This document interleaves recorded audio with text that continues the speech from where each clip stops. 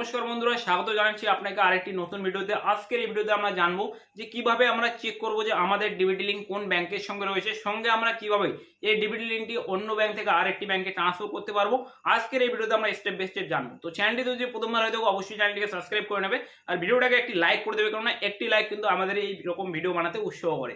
তো সর্বপ্রথম এই ডিবিটি লিঙ্ক চেক এবং ডিবিটি লিঙ্ক ট্রান্সফার করার জন্য আপনাকে যা করতে লাগবে, সর্বপ্রথম আপনি আপনার এই অফিসিয়াল ওয়েবসাইটে চলে আসবেন। অতএব এনপিসি এর যে অফিসিয়াল ওয়েবসাইট, এই ওয়েবসাইটে আপনাকে আসতে লাগবে। এর যে লিঙ্ক রয়েছে আমি তোমাদেরকে ডিসক্রিপশনে দিয়ে রেখেছি, চাইলে আপনারা লিঙ্কে ক্লিক করে আপনি এই ওয়েবসাইটে চলে আসতে পারবেন।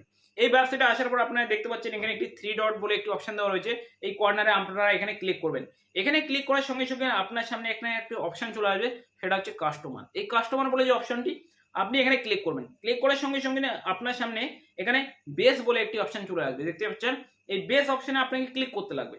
যখনই আপনি এখানে ক্লিক করবেন, তারপর কিন্তু আপনার সামনে এই যে ড্যাশবোর্ডটি সেটা আপনার সামনে চলে আসবে, যেখান থেকে আপনি এই ডিবিটি লিঙ্কের সমস্ত রকম কাজ আপনি করতে পারবেন। তো যেহেতু আমরা জানতে চাবো যে কিভাবে আমরা চেক করবো যে আমাদের ডিবিটি লিঙ্ক কোন ব্যাংকের সঙ্গে রয়েছে, এবং আমাদের যদি ডিবিটি লিঙ্ক একটা আলাদা ব্যাংকে থাকে সেক্ষেত্রে আমরা কিভাবে সেটাকে ট্রান্সফার করবো, এটাও আমরা জানবো। তো সর্বপ্রথম এই স্ট্যাটাস চেক করার জন্য আমাদের কি করতে লাগবে, এখানে দেখতে পাচ্ছেন আধার ম্যাপ স্ট্যাটাস বলে একটি অপশন, আপনাকে এখানে ক্লিক করতে লাগবে। এখানে ক্লিক করার সঙ্গে সঙ্গে আপনার সামনে আরেকটি নতুন পেজ ওপেন হয়ে যাবে, যেখানে আপনি দেখতে পাবেন এখানে দেওয়া রয়েছে এন্টার আধার নম্বর। তো আপনাকে এখানে আপনার যে আধার নম্বর রয়েছে সেই আধার নম্বরটি আপনাকে এখানে লিখতে লাগবে। তো আমি আমার যে আধার নম্বর রয়েছে আমি এখানে লিখে দেবো। তো আধার নাম্বার এবং ক্যাপচা লিখে দেওয়ার পর আপনাকে সিম্পলি চেক স্ট্যাটাসে ক্লিক করতে লাগবে। যখনই আপনি চেক স্ট্যাটাসে ক্লিক করবেন, আপনার যে রেজিস্টার্ড আধার নম্বর রয়েছে সেই আধার নম্বরে একটা ওটিপি চলে আসবে। সেই ওটিপিটি আপনার এখানে দিয়ে দিতে লাগবে।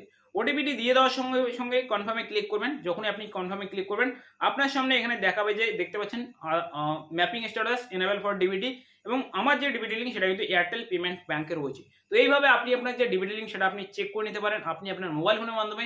সঙ্গে আপনার যদি ডিবিটি লিঙ্ক এখানে আলাদা কোনো ব্যাংকে থাকে, সেক্ষেত্রে আপনি সেটাকে এখানে পরিবর্তনও করে নিতে পারেন। এক্ষেত্রে আপনি কি করবেন, দেখতে পাচ্ছেন আধার শেডিং এবং ডিশেডিং যে অপশন, এখানে ক্লিক করার পর আপনি যে সমস্ত যে এই যে প্রসেসটি, এই প্রসেসটি আপনি ইজিলি কমপ্লিট করতে পারবেন এবং আপনার যে ডিবিটি লিঙ্ক সেটা কিন্তু ট্রান্সফার হয়ে যাবে।